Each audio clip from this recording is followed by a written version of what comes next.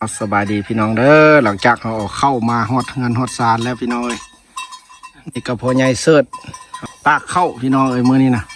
เข้าเขาจะสรุปแล้วเขาสิสรุปให้เบิ่งคลิปนี้พี่น้องเอ้ยเข้ารวมหมดไดแมน113เป่ามัดเด้อพี่น้องเอ้ยหน้าเพิ่นนี่ตอนนี้กำลังตากส่วนหนึ่งยังอยู่ในรถพุ่นพี่น้องเพิ่นอยู่กับเมียเพิ่นจะสิละพี่น้องเลยเมียเพิ่นมันบ่เป็นราคาเนาะมันบ่เป็นราคากลายเป็นข้าว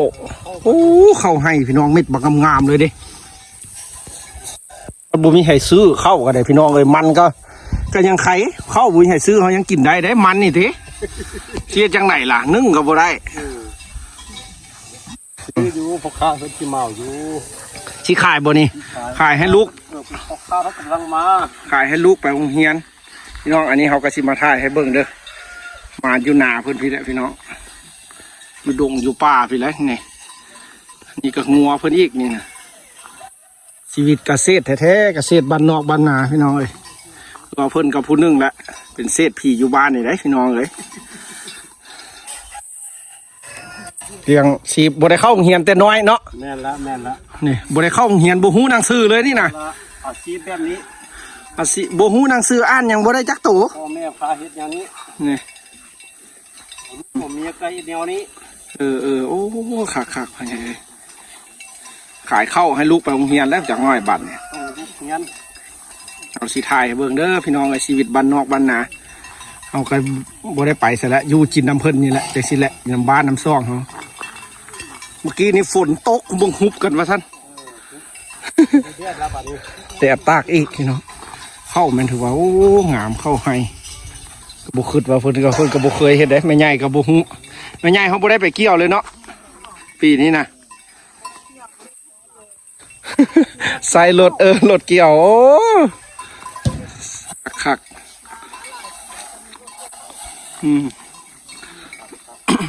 กำลังตากเลยเนาะโอ้แดดกับคักใครแต่มีแดดหักฝนเมื่อกี้นี่แล่นกับว่าท่านตัวตากเธอละ30เป่าพี่น้อง2แผ่นลงชุดนี้40เลยนี่40วะนี่ยังอยู่รูดทาง60พูดเลยโอ้ตาก40เป่าท่านพี่น้องเลย2แบบยังอยู่รถทาง60-70ชีวิตพอเพียงแท้ๆได้เพิ่นนะพี่น้องบ่ได้เรียนหนังสือแต่น้อย หักเลี้ยงลูกใหญ่จนได้เป็นเขยกระมีมบ่ได้เขยผู้หนึ่งได้ไพ่บ่แม่นได้เขยได้ไพ่ผู้ลูกชาย5 คนพี่น้องมีแต่บักเถิกลูกเพิ่นหักได้ไพ่ผู้หนึ่งละยังผู้น้อยยังเข้า2วะเนี่ยเด้เนาะเนี่ยกับเตี้ยได้2พอเสียวอีกขายเข้าปีนี้เอาโอ้กาวาวสีเลียบบ่ไม่ใหญ่คือตาเขียวอยู่คุณบอกทำไมนาช่วยกันเข้างามเข้าให้พี่น้องเอ้ยท่านไผ่อยู่บ้านเขาเห็นคลิปนี้ก็มาซื้อก็ได้เด้อคนก็ขายมันบอกขายตัวพ่อใหญ่เด็กผู้ใดเห็นคลิปก็มาซื้อก็ได้เด้อพี่น้องนี่คือการเลี้ยงป่าอันนี้นะป่าแบบทางเลี้ยงแบบธรรมชาติได้เมื่อใดมีทันก็เกลือเมื่อใดบ่ทันแล้วก็เลี้ยวไปชีวิตเพิ่นเดี๋ยวย่างเบิ่งห้องอันนี้ก็ตะกี้กับบ่มีหนทางได้พี่น้องมันมีหนทางเที่ยวบัดนี่ตะกี้มันจะป่าแต่ดงเส้นทางนี้ก็ออกไปเวียงจันทน์ก็ได้เด้อนี่หักบ่ไก่2 หลักนึงก็ออกไปเส้นทางบ้านตัดเปี้ยวแล้วนี่ นี่โซนกันแล่นรถเที่ยวอยู่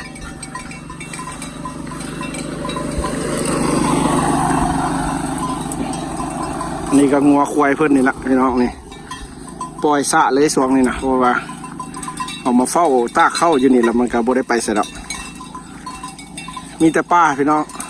มีแต่เพิ่นมาอยู่ป้าพี่ละผู้เดียวเพิ่นอันนั้นเพิ่นกลับมาปลูกซื่อๆแต่ครับบ่มีให้อยู่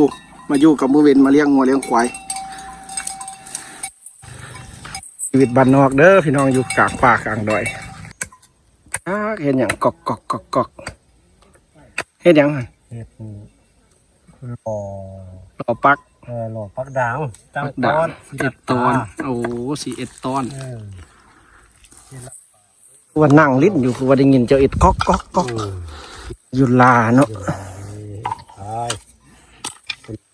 คำสาเข้าแห้งเนาะ คำสาเข้าแห้ง ตัวอยู่เฮือนนี่เอ็ดตอนนี้วะนี่ เอ็ดเอ็ด โอ้ยช่วงนี้ก็พอดีป่าลงได้ช่วงนี้นะคำสาเข้าแห้งเพิ่นว่าปากเข้า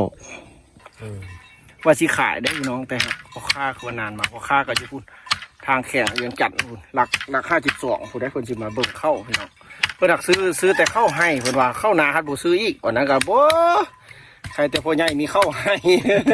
มีเข้าให้ก็สิขายมีเข้านาก็สิขายแล้วนี่นะ ยังบูแล้วคงนึงยังไม่เกี่ยวกับนี้ ก็ เอามายัดเอาเข้าให้นี่ก่อน นี่เข้ามาเกี่ยวคงนึงก็ยังบูแล้วเถอะมันเป็นวันแก่คักว่าคนสาหมดแล้ว คือว่าเข้านากับเข้าให้นี่เข้าให้ดีกว่านั้นเปล่าวะมันแซ่บอ่ะเพิ่นว่าเขาบ่จักเนาะ บุญทันได้กินเลย ครั้งแรกชีวิตเราเอ็ดให้เพิ่นก็ว่าครั้งแรกชีวิตได้พี่น้องแบบว่าอันส่วนมัน เอามันออกแล้วเข้ามาใส่เด้ เอามันคือถอนมันเราเข้าไปหว่านเราเบิ่งว่ามันขึ้นมาแล้วไปดูงาม เพราะว่าปีนี้มันฝนหลายพี่น้องเอ้ย เข้าไปแล้วงาม ฝนห่วยตลอดแหละแบบเข้าแล้วงามยากก็บ่มี กันเข้าเป็นราคาปีนี้บ้าโอเคเลย เข้าเป็นราคาแม่นแท้เด้อย่างบ้านเราคือเข้ากับบ่เป็นราคานะ เป็นราคา ส่วนมันก็บ่ได้ไก่ตัวหั่นน่ะไก่มาหาเข้าได้หั่นน่ะ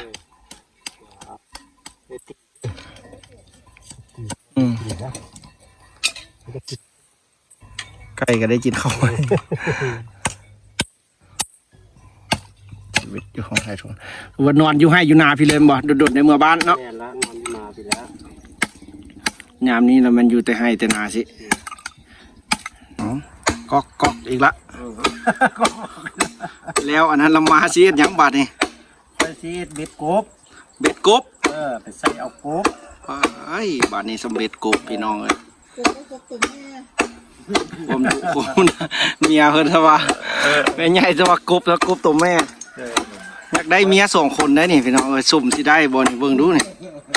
ความดุความมันเพิ่นนี่ พี่น้องต้องไปทางใดครูก็ซอกมาให้เด้อ แม่ใหญ่ก็นอนอยู่เปะ เอายิงแท้ได้บ่ให้ยิงแก้มแม่แก้มต้มเลย แนวใดยิงแก้มแม่แก้มตุ่มแนวใด คันนี้แก้มแม่แก้มต้มมันอยากน้ำสาย บ่เข้าใจเลย ยิงเอายิงแท้คนป่าคนดุงอยู่แล้ว ปักให้ได้นี่พี่น้องเอ้ย ครับ สิถ่ายให้เบิ่งเด้อชีวิตของพ่อใหญ่เสิร์ชพี่น้องเอ้ยต้องมันบ่อยู่ลาอยู่ได้แท้ๆเด้ บ้านนาภูเขาควย สิถ่ายเป็นซองจากซองบรรณาภูเขาควาย เขาไปใส่หัวแล้วกบตีนภูเขาควยเขาเลย ช่วง ช่วงนี้ถือว่าปลาตองบ่ได้เอาแล้วเนาะช่วงนี้เนาะ ยังปลาตองมันเอาเป็นช่วงได้ปลาตองได้มันมาเอาช่วงปลาตอง เอาเนาะอันนี้ก็เพิ่นสิเฮ็ดเบ็ดกบเด้อเบิ่ง กบ คำมันน่ะก็สิได้กินกบพร้อม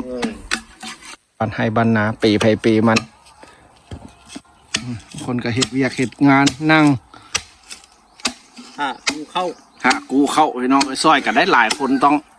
ได้ซอยกันครับบ่ซอยแล้วแม่น ขึ้นมาแล้วดิ ฝนฮีทมาแล้วแม่นไปไผไปมันพี่น้องเอ้ยเอา10ชีวิตบ้านนอกบ้านนาเด้อพี่น้องเอ้ยดงดอยภูผาพี่แหละ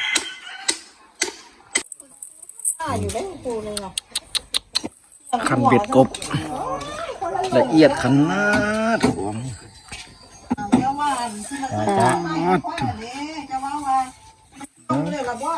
ได้กินปนกบบันนี้ละ